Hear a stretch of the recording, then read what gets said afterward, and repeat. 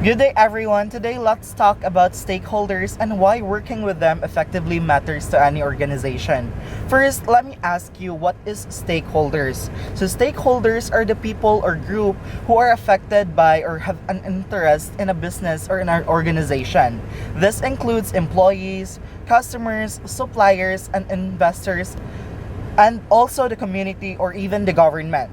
There are three key points to remember when we will talk about stakeholders. So first, every organization has stakeholders. No business exists in isolation from the people who works here to the other customers we serve. We are always connected to one another who are have a stake or what we do.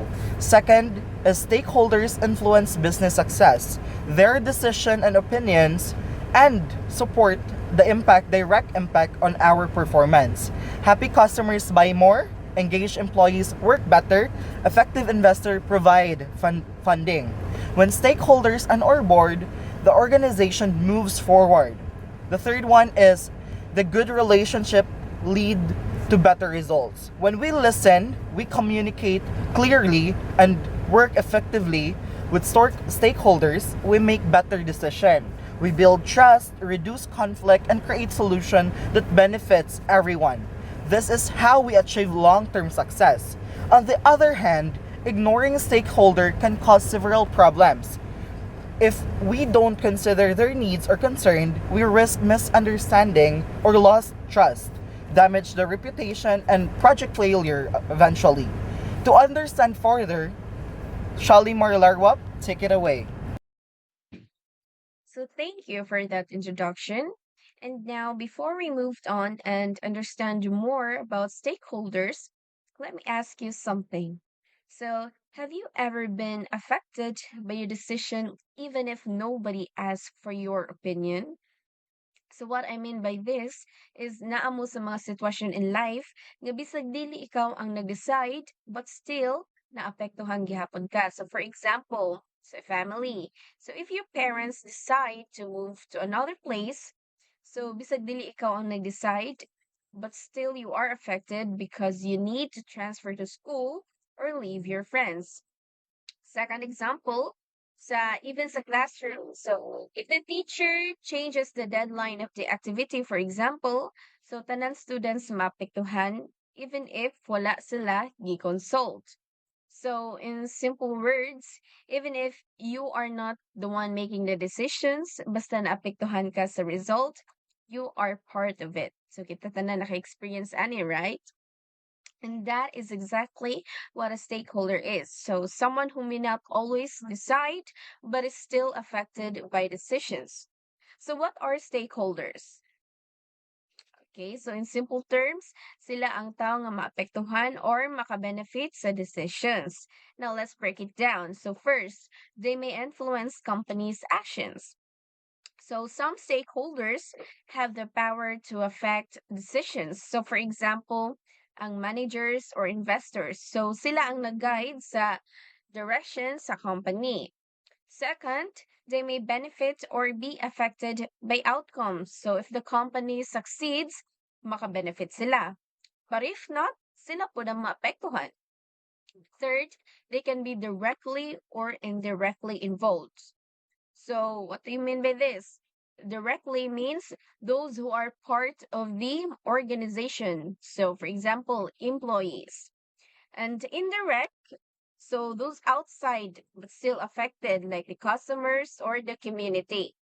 So, fourth, they exist in all types of organizations. So, dili lang sa business, but also in schools, governments, and even sa kanang mga small groups lang. So, let me give you another example. So, the school, students, teachers, and parents are all stakeholders because they are affected by decisions.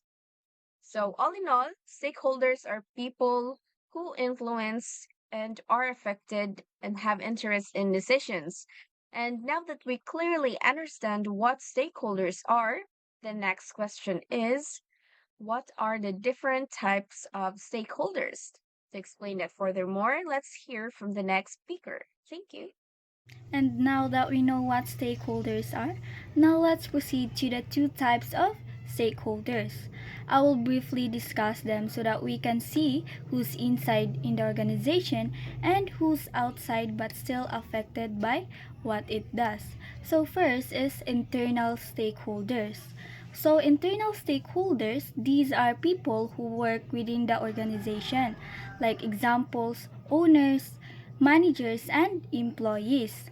Next is external stakeholders. So these are people who do not work inside the organization but still affected by what it does.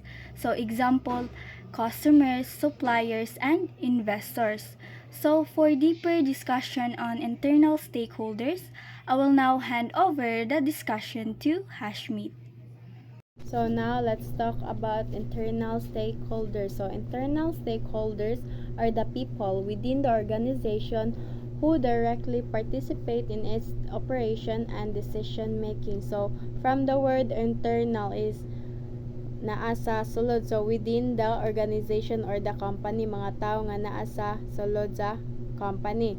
So sila ang mga unsa man first na maka-affect sa operation ug unsa ang result sa company. So we have here examples. First kay employees, so perform tasks and services. So ang employees are the first who is responsible sa mga buluhaton, like for example kanang sila mo'y gahatag og services sa mga tao, mga na siya. So next example kay managers, supervise and lead team. So from the word managers, familiar naman ta ni mo na like kanang tig plano, tig organize, tig handle sa mga tig handle sa team, so that unsa man hapsay ra ang flow sa organization or sa company. So next we have here owners or shareholders, provide capital and expect profit. So from the word or owners, no, tag-iya mo na siya tig sila may makaibaw unsay overall performance sa company, whether it is success or fail. So internal stakeholders is very important jud nga naman, because kay sila man ang nagdala or naghandle sa direction sa organization. If maayo ra lang like coordination, communication, and performance, so mas dali ra jud nila makuha or makabot ang success sa negosyo or sa company. So now let's proceed the external stakeholders. So external stakeholder are individual or group nga naa sa gawas sa organization. Then pero bisag naa sila sa gawas, maapektuhan japon sila kung unsay action sa company. Then even if dili sila part sa internal management or employees, dako gihapon kayo sila influence sa success or failure sa usa ka business. So, there are three main example of external stakeholder.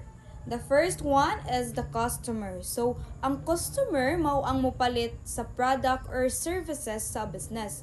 So, kung walay customer, wala po'y income. So, importante kaayo nga ma-satisfy ang ilang needs and expectation para ma-happy ang customers. So, if the customer are happy, they will continue to support the business.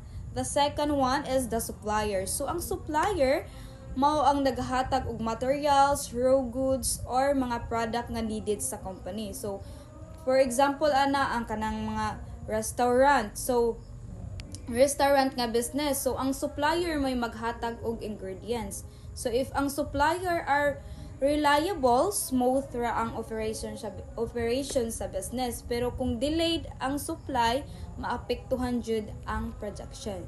And the third one is the investor. So, ang investor mao ang naghatag og funding or capital sa business. Sila ang nag-invest og money para motubo ang company. So, in return, they expect profit. So, kung dili maayo ang performance sa business, pwede na sila mo-withdraw sa ilang investment.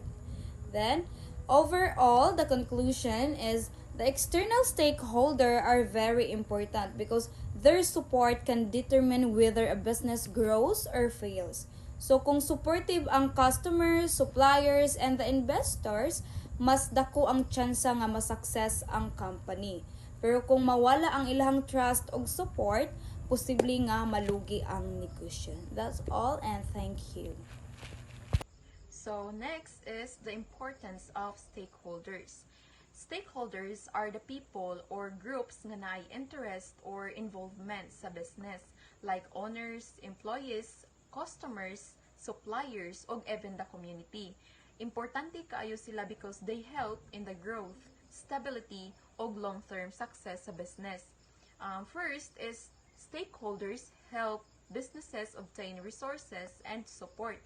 For example, ang investors muhatag og capital or kwarta, ang employees muhatag og skills og effort, ug ang suppliers mo provide og materials. So, kung wala sila, lisod kaayo magpadagan og business.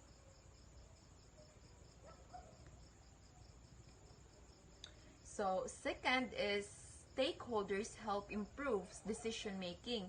Ang business dili lang magdesisyon basta-basta, but they consider the opinions sa ilang stakeholders. Tungod ani, mas maayo ug mas sakto ang decision kay daghan perspectives ang gi-consider. So, that's why stakeholders is we need to like dili gyud ta magbasta-basta og decision kung magkuan na tag ginana. So the third is stakeholders help build trust and credibility. Kung maayo ang relationship sa business o sa stakeholders, musalig ang mga tao. Like for example, kung satisfied ang customers, mas mo-support pa sila o mo recommend sa uban. This helps build a good reputation. So overall, stakeholders are very important because sila ang support system sa business. Sila pod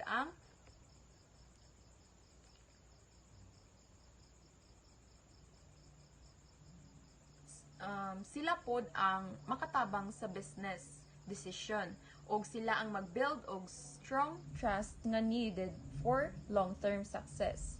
That's all. Thank you. Today, I will discuss about the importance of stakeholder in a business or organization. So first, what are stakeholders? Stakeholders are the people or group who have interest in the business. Apil ani ang employees, customers, suppliers, owner, government, o community. So, the importance of stakeholders refers to the value they bring to an organization developments, stability, and long-term success. Meaning, dako kayo silag tabang para mulambo o magdugay ang negosyo. So first one, stakeholders help business obtain resource and support. So stakeholders provide the needs of the business. So pananglitan, ang supplier mohatag og raw materials sa bakery aron makabuhat og daghang pan matag adlaw. Kung walay stakeholders, walay support ang negosyo. Second, stakeholders improve decision making. Stakeholders give feedback and ideas. Pananglitan, kung ang customers mo reklamo nga mahal ang produkto, ang company is mag-adjust sa price. Tungod ani, mas maayo ang decision sa management. So third one, stakeholders build trust and credibility. When stakeholders are treated well, they trust the company. So pananglitan, ang employees nga gi-treat og tarong mingon og maayo about sa company. Makatabang ni sa good image sa negosyo. So fourth, stakeholder enhance reputation. If stakeholders are satisfied, the business gains a good reputation. So pananglitan, ang company motabang sa community program. Mailhan sila nga responsible ang negosyo. So we have fifth one, stakeholders maintain sustainability. Stakeholder help the business continue in the long terms. So pananglitan, ang investors magpadayon og support kay kabalo sila nga naay future ang company. So why business cannot function without stakeholders? Without employees, walay mo trabaho. Without customers, walay mo palit. Without suppliers, walay material, so without government permit, dili ka operate ang negosyo. So, organization that value their stakeholders usually perform better. Good relationship with stakeholder lead to stability, growth, good reputation, and long-term success. So, importante gyud kaayo ang stakeholders sa matag negosyo. So, that's all. Key principles of stakeholders engagement means building and keeping good relationship with stakeholders. Here are some examples of key principles on how the organizations must interact with their stakeholders. First, clear communication. Organizations must convey information in an honest, straightforward manner to avoid misunderstandings and to build trust. And also, in order to have a good communication, you have to be honest and clear when talking. Second, transparency. In businesses, you should be open about your decisions, actions, processes, and your outcomes to ensure stakeholders have visibility into how organizations operate. Key principles of stakeholder engagement. Respect. All stakeholders should be treated fairly and professionally. In simple way, sa business, siyempre imo itrato og tarong imong customers. Bisan unsa may background nila or sa laing country na ba na sila gikan. For sure, dali kay mo lambo or mo asenso imong business kung naa kay respeto. Active listening. Business should listen to feedback and concerns. For example, ang Jollibee nagpa-survey sa mga customer. Sa ilang survey diya sila magkuha og idea kung unsa pay angay nilang i-improve ug mga dili nila dapat buhato na. Collaboration. Working together creates better decision and stronger relationship. When business follow these principles, trust is built and conflicts are reduced. Mao ni ang two or more people, teams, or mga kumpanya nga nag-work together para sa ilang common goal kaysa mag-work og separate, mag-share og ideas sa usa-usa, mga skills, resources, or mga tools nga makahuman og dali. Sa business man good, kung makigkulab ka, mas mohumot og mas mapadali ang pag-asenso sa imong business. So in summary, stakeholders are not just on sidelines. They are part of our success. By identifying them, understanding their interests, and working with them effectively, we make smarter decisions and build stronger trust and set our organization up to succeed. In conclusion, stakeholders plays a vital role in the success of any organization. They influence key decisions, provide essential supports, and are directly affected by business activity.